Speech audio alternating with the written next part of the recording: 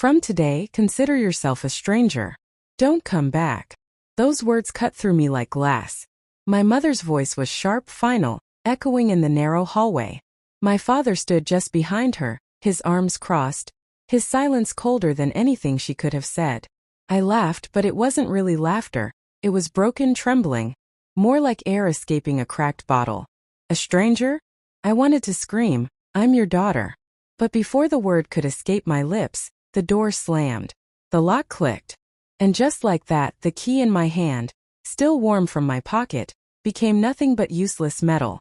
I pressed my forehead against the wood, praying it would open again, praying someone would tell me this was a mistake, a cruel joke.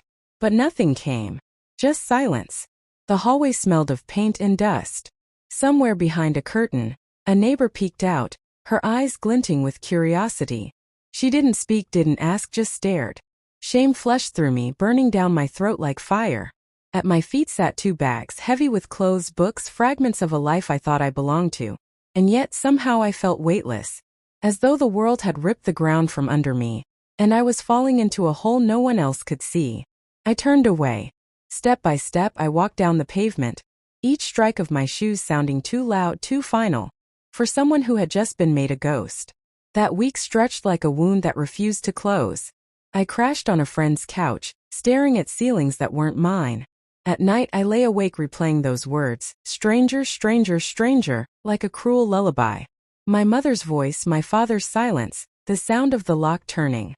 I thought maybe if I replayed it enough it would start to hurt less. But it never did. And then 1 week later it happened. Not a call from my mother. Not from my father. But from a man I had never spoken to. The subject line on the email burned into me. Urgent. Call immediately. The name beneath it read, Mr. Jacobs, attorney at law. I read it twice, then a third time, my pulse thundering against my ribs. Urgent. Problem. Call immediately. What problem could they possibly have that had anything to do with me? They had erased me. Cut me out like I was trash. Why now? I stared at the cracked screen, my reflection fractured across it. And for the first time since the door slammed, I felt something that wasn't just pain. I felt something sharper. Stronger.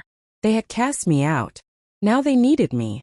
And I was no longer the girl who begged at their doorstep. The key in my hand that night had been useless, but now I realized, maybe I was about to unlock something much greater. My thumb hovered over the call button like it was a trigger. 1 week ago, I stood outside my parents' locked door begging for recognition. Now their lawyer was asking me to call immediately, as if I were still part of a family they had already buried. Pressed it. Miss Elena, a clipped, professional voice answered. This is Mr. Jacobs. Your parents have instructed me to reach you. They're in some difficulty. For a moment, I let silence hang between us. My voice finally slipped through, calm but raw. Strange, I said softly, because a week ago my parents told me I was nothing to them. A stranger. So why am I suddenly on your contact list? There was hesitation. The sound of papers shuffling in the background. Then he cleared his throat. There's a financial matter. A trust. An asset transfer. It requires your signature. I smiled though my chest ached. They had disowned me, thrown me out like garbage. But legally, they couldn't erase me. My name was carved into documents long before they decided to lock me out.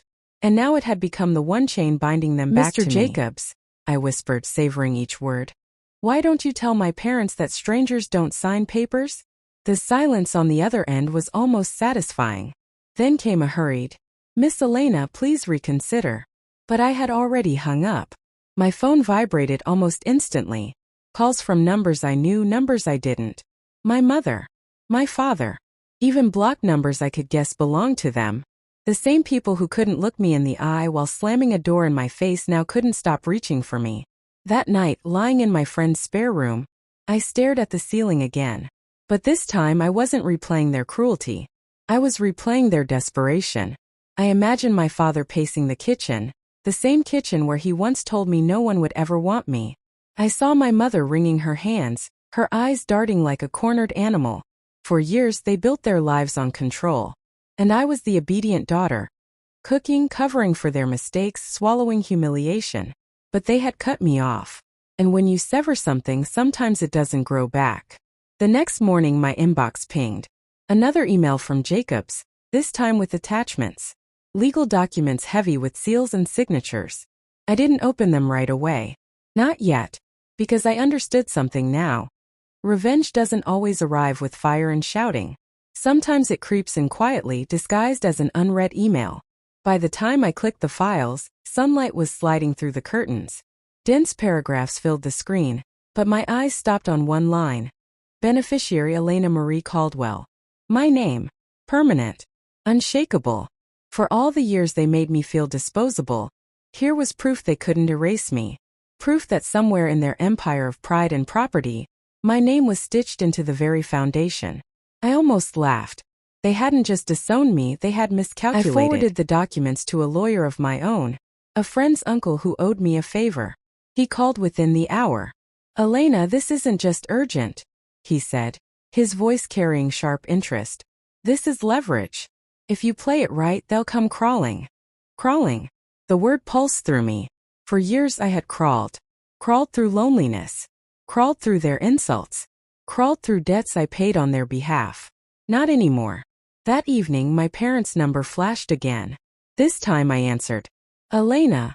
My mother's voice cracked, half command, half plea. We need to meet tonight. It's complicated.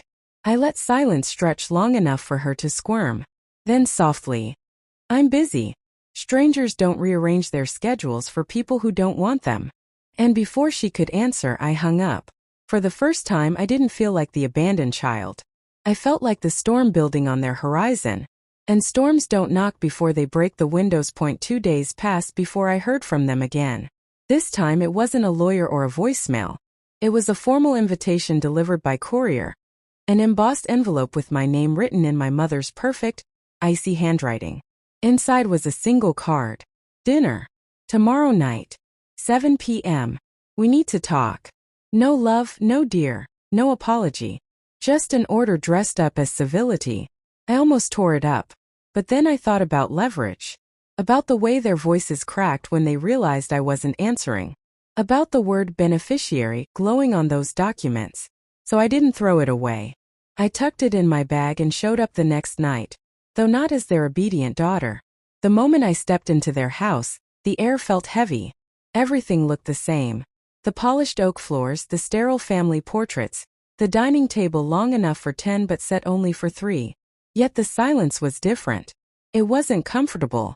It was trembling. My father stood at the head of the table, his jaw tight. My mother hovered by the candles, pretending to fuss with them though they were already perfectly straight. Elena, she said. Her voice warm in a way it hadn't been in years. Too warm. Too fake. I slid into the chair without answering. Dinner was roasted lamb and wine. Expensive, calculated, familiar. We ate in silence, forks scraping porcelain like nails on glass. Finally, my father cleared his throat. We made mistakes, he began, his tone flat. But family is family. And family looks out for each other. I raised an eyebrow. Family? That's interesting. Because when I buried my husband, no one from this so-called family even bothered to show up. Not you. Not Mom. Not my best friend. Not a soul. My mother flinched, her fork slipping against the plate. My father's jaw clenched tighter. Elena, we regret. He started, but I cut him off. No. You don't regret. You regret that you need me now. There's a difference. The silence that followed was thick enough to choke on. For a moment I thought they'd deny it, that they'd paint themselves as misunderstood saints. But instead, my father reached into his jacket and slid a folder across the table. Inside were contracts, deeds, numbers so large they almost looked unreal. The empire they had built piece by piece was now in jeopardy. And the one missing signature, the one thing holding their machine together, was mine. I shut the folder. Slowly. So let me get this straight, I said, leaning forward. You want the daughter you disowned to save you. You want the stranger you humiliated to fix everything. And you think a nice dinner and fake smiles will convince me? My mother's eyes shone with something raw fear, maybe. Desperation. Elena, please. We were wrong. We're trying to make it right. I almost laughed. They weren't trying to make it right. They were trying to survive. And for once I was the one holding the knife at the table. The next morning, I woke to a string of missed calls. My phone was glowing with their desperation. 12 missed calls from my mother. 9 from my father. 3 from the lawyer. I let them pile up.